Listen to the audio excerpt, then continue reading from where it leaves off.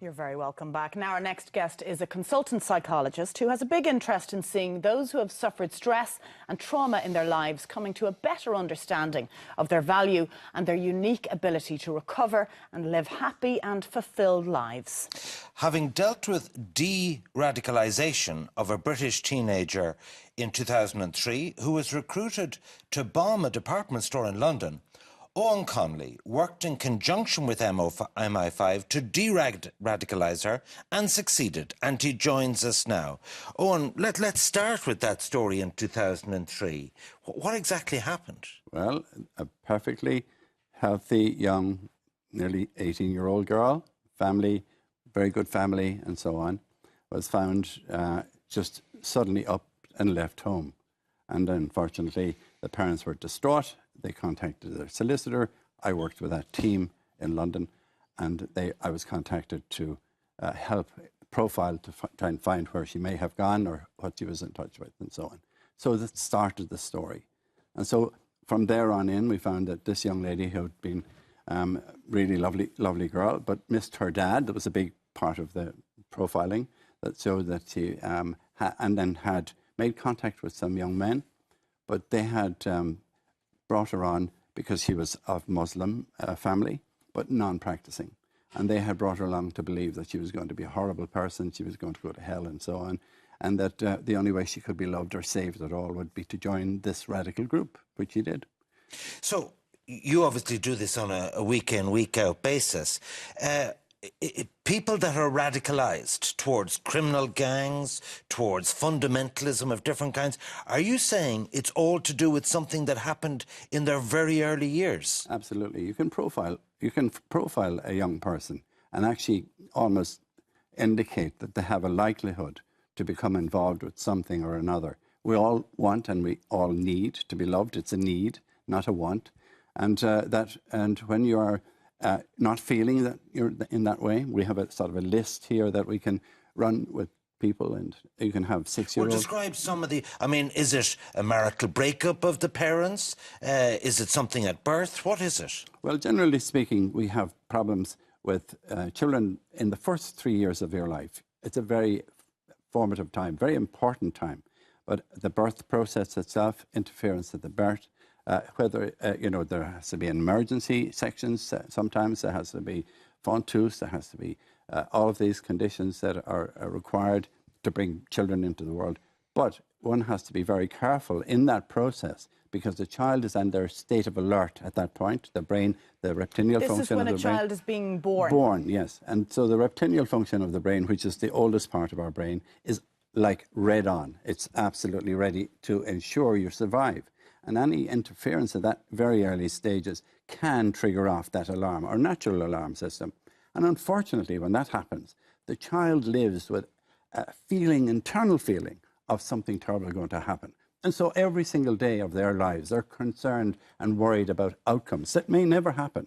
But it puts them in How plausible is that, Owen? I mean, I had 4 kids. The first kid, it was a difficult delivery, it was a forceps delivery. Yeah. And he hasn't turned out to be a jihadi. No, and he certainly might not. How could you sort of sustain that argument? Well, we could sustain it in the fact that we've got plenty of evidence to support the idea that some of these children who have had that experience, we will look at their personality. Personality has a huge part to play in it. Sensitive, cautious children particularly, when they're born and they have this sort of radical feeling of something's going to happen all the time, they're always looking for attention, always worried about what's going to happen next. All of these kind of things. So can we just define what the necessary assistance is? Is it an emergency C-section? No, is it suction? Is it forceps delivery? It can be any of the above. It can be any of the above. It can even be a situation where your little infant of maybe a year or maybe 2, and you go and leave that because the child identifies with you and certain hormones are produced in this child in that relationship with you. And if you separate from that child for more than 20 hours, it can start in some children a sense of anxiety.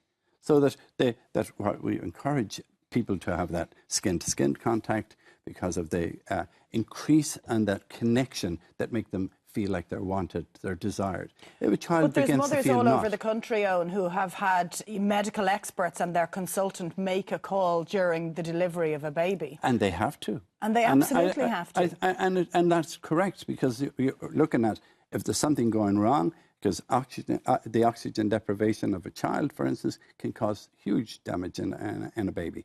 But they want to get it out quickly. So what they're interested in is a live birth for the mother. That's important. But what we want to inform mums is if there is intervention in some way, well, then you need to understand that this child may, not always, but may experience this. But the thing that I find hard to believe is that if you ask any adult how far back to your earliest memory, it might be something in primary school when you're 3 or 4, but you're saying before your cognitive memory, something that happened to you could lead to later trauma. Absolutely. But then that can, as it's easily identified, it's very easily identified. We use a system called biofeedback, which is, it will tell us straight away whether this person is, the physiology of that person is in such a state that it warns us that this person sees everything from a problem first point of view. So their mind is always problem. Now, it doesn't mean that they're going to be radicalized. It could mean that we have geniuses developed as well, because you have these people with this idea that their lifetime is always problem solving. So they're expert problem solvers. And we have this case of the two 15-year-olds and a 16-year-old in London, in the Muslim community, who just departed and were given a catalogue of potential ISIS husbands and so on. Is there any telltale sign to say it's your teenager could become radicalised? The telltale sign is their need to have a sense of themselves. They don't have a personal value. They need you to love them to feel good, instead of them being able to love themselves to feel good. So the principle of all of this is to help people to understand that you can actually value who you are first. And when you do that, that's your emotional development. If you don't have that healthy emotional development of loving who you are, well, then you can't share that love with somebody, but you're depending on somebody loving you for your well-being. So it's about their own self-esteem and independence and confidence. And they begin to feel that they're not loved, like feeling nobody cares about them, feeling like I hate people, feeling like that people are trying to kill me. I mean, these are feelings that these children will have in their heads. Say you have this childhood trauma, this problematic adolescent. What's the cure? What do you do to put it right? Well, what I do is to show them, first of all, that this is the state they're in, and explain to them that their natural alarm system is functioning as on. It ought to be really on a state of alert, not on all the time. In other words, we help them to reset that alarm in their own natural alarm system, and consider the rational brain, in other words, our new brain, which decides for us. Because, you see, all children from 0 to 10, they operate on emotional reasoning. If I feel it, it must be true. So if they feel things that isn't true at the beginning, and they come into the more rational thought about 11, 12, or 13 years of age, they're actually going to take what isn't true and make it real. And so if they make that real, what happens? Then they live accordingly. They believe that they're not good enough. They believe that they can't achieve. They believe a whole lot of things that are not true. So what we have is reset their alarm, help them to change the biology change that has taken place, which is often these children are, when you ask them to breathe, they're going, pulling in breath like that, shoulders coming up. Effectively reinstating that fear.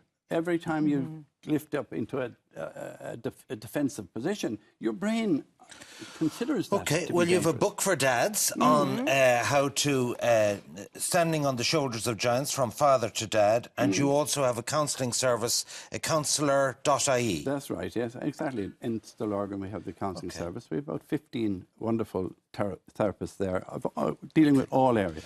Well, if you have a problem teenager, maybe it all lies in their early childhood. Thank you, Owen Connolly, for joining us. After the break, we're delving behind the headlines. Our Sunday morning newspapers review is next.